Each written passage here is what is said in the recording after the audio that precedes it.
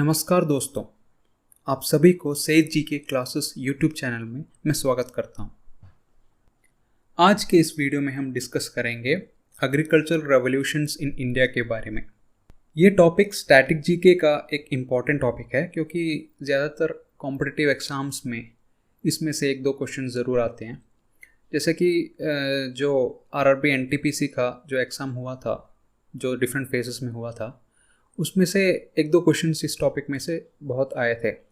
और अगर देखा जाए तो इस तरह के स्टैटिक जी के टॉपिक्स का जो मेन जो बेनिफिट होता है वो ये होता है कि मतलब ज़्यादा इसमें से डेप्थ में नहीं पूछते, मतलब डायरेक्टली पूछते हैं कि ग्रे रेवोल्यूशन किससे रिलेटेड है या द ग्रीन रेवोल्यूशन के फादर कौन है इंडिया के। तो सच क्वेश्चंस ज़्यादातर पूछते हैं और उस ज़्यादा कुछ नहीं पूछते, तो एक सेकंड में हम उसका आंसर भी दे सकते हैं। तो अगर देखा जाए तो उस हिसाब से ये बहुत ही इजी टॉपिक है। तो चलो शुरू करते हैं। और अगर आप इस चैनल पे नए हो, वैसे तो ये चैनल ही नया है, तो आप ज़रूर सब्सक्राइब कीजिए और पास वाला जो बेल बटन है वो भी अगर आप दबाएंगे तो हमें भी एक मोटिवेशन मिलेगी इस तरह के वीडियोस और बनाने के लिए। तो चलो शुरू करते हैं।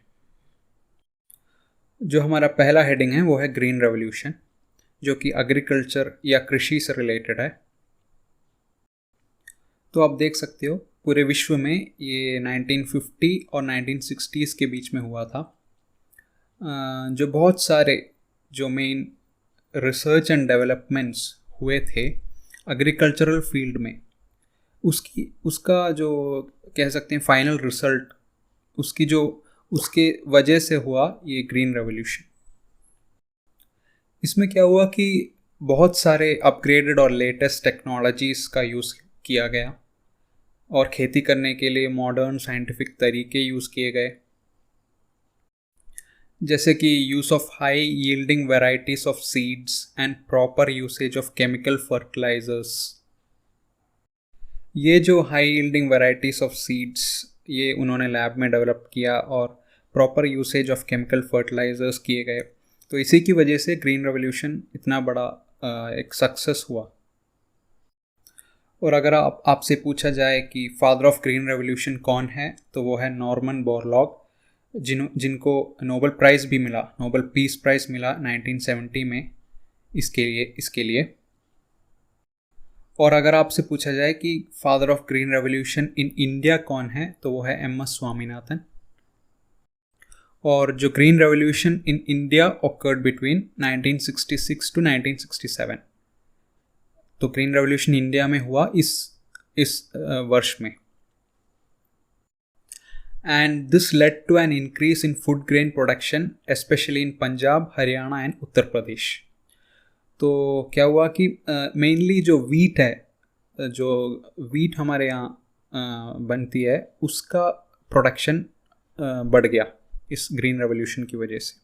और इसकी वजह से इंडिया एक फूड एफिशिएंट कंट्री बन गया और ये एक बहुत ही बड़ा रेवोल्यूशन था। और आप ये भी नोट कर लीजिए कि largest wheat producing state in India वो है उत्तर प्रदेश और largest rice producing state in India वो है वेस्ट बंगाल। और अब आगे डिस्कस करते हैं वाइट रेवोल्यूशन के बारे में।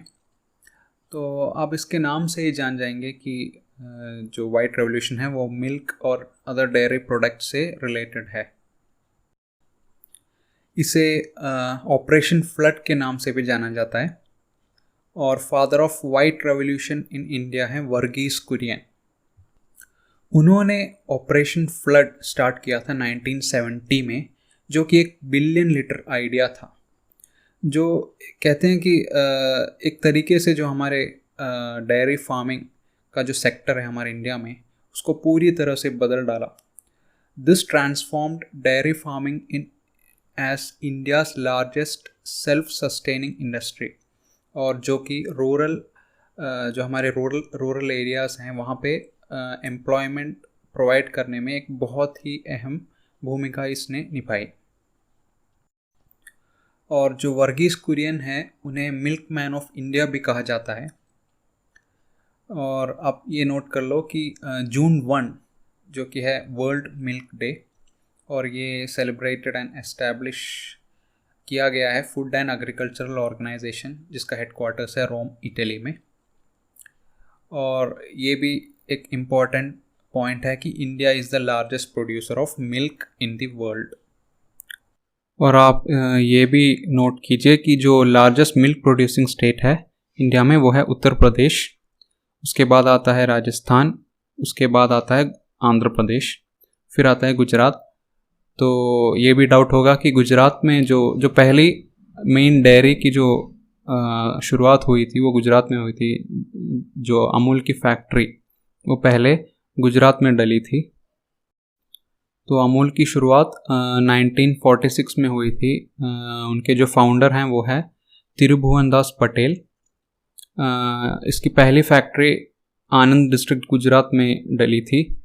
तो फिर बाद में जाके अराउंड 1949 में तिरुभुवनदास पटेल जी ने वर्गीस कुरियन को कॉन्ट्रैक्ट दिया था ताकि वो जो टोटल मिल्क प्रोडक्शन है उसका इम्प्रूवमेंट, जो कंपनी का इम्प्रूवमेंट कर सके। तो ऐसे शुरू हुआ था अमूल। तो अगला हम बात करते हैं ब्लू रेवोल्यूशन के बारे में। तो नाम से ही आपको पता चल जाएगा कि ये फिश एंड एक्वा कल्चर से रिलेटेड है।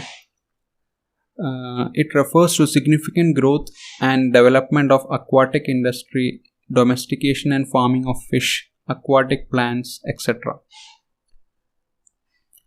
It was launched in India in the period 1985 to 1990, जो कि 7th 5-year प्लान का पीरियड था। उसके बाद फादर ऑफ रेवोल्यूशन की बात किया जाए तो वो है doctor Hiralal Chaudhary and doctor Arun Krishnan. और टोटल स्टेट वाइज देखा जाए तो जो फिश प्रोडक्शन में लीडिंग प्रोड्यूसर है वो है तमिलनाडु, उसके बाद आता है गुजरात और फिर आता है केरला। गुजरात बहुत सालों से लीडिंग में था, लेकिन हाल ही में तमिलनाडु ने जो लीडिंग पोजीशन में आया तमिलनाडु। और अगर वर्ल्ड में देखा जाए तो China is the leading fish producing country and India भी लीडिंग फिश प्रोड्यूसिंग कंट्री है और इंडिया का position top 3 leading producing countries में आता है। नेक्स्ट हम बात करते हैं गोल्डन रेवोल्यूशन के बारे में। तो ये भी नाम से आप एक तरह से गेस कर सकते हो कि ये हनी से रिलेटेड है, फ्रूट्स और हॉर्टिकल्चर से रिलेटेड है।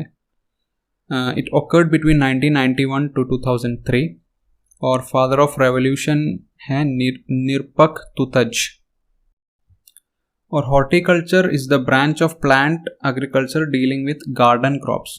जो गार्डन मेनली जो हमारे जो फ्रूट्स होते हैं, वेजिटेबल्स होते हैं, इवन जो फ्लावर्स होते हैं जिसे हम सेल कर सकते हैं, तो इन सब का रिलेटेड है, इन सब से रिलेटेड है हॉर्टिकल्चर।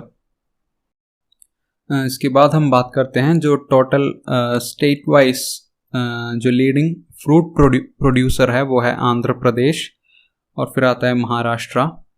और अगर हम वेजिटेबल प्रोडक्शन की बात करते हैं तो उसमें जो लीडिंग प्रोड्यूसर है वो है वेस्ट बंगाल। पहले उत्तर प्रदेश था, अब वेस्ट बंगाल हो गया है। और जो हम वर्ल्ड में बात करें तो टोटल जो फ्रूट्स एंड वेजिटेबल्स के मामले में जो लीडिंग प्रोड्यूसर है वो है चाइना और इंडिया भी आता है। इंडिया आता है 2nd पोजीशन पे। तो नेक्स्ट हम बात करते हैं सिल्वर रेवोल्यूशन के बारे में। ये मेनली रिलेटेड है एग्स और पोल्ट्री फार्मिंग से।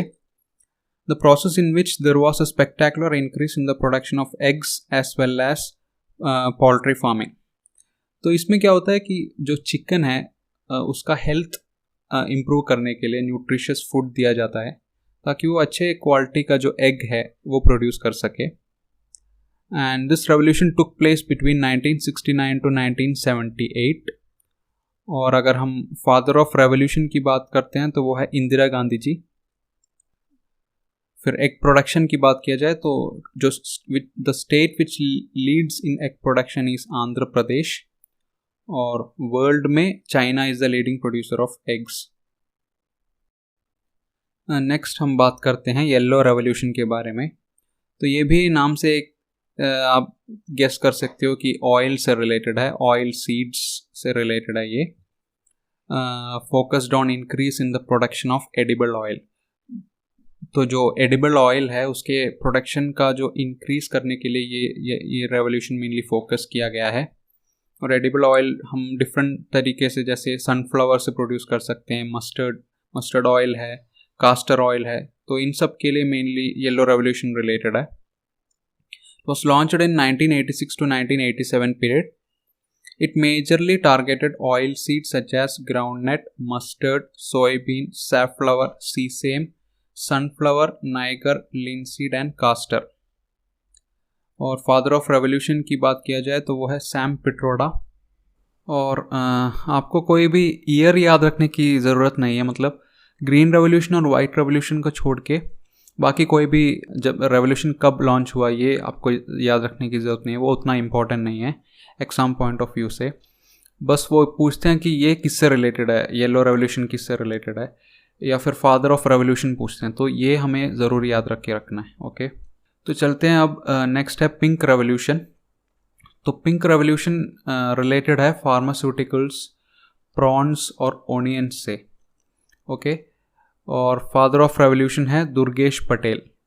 और ओनियन प्रोडक्शन की अगर हम बात करें तो हमारे इंडिया में Maharashtra is the leading producer and in total world China is the leading producer. तो नेक्स्ट चलते हैं ब्राउन रेवोल्यूशन की ओर।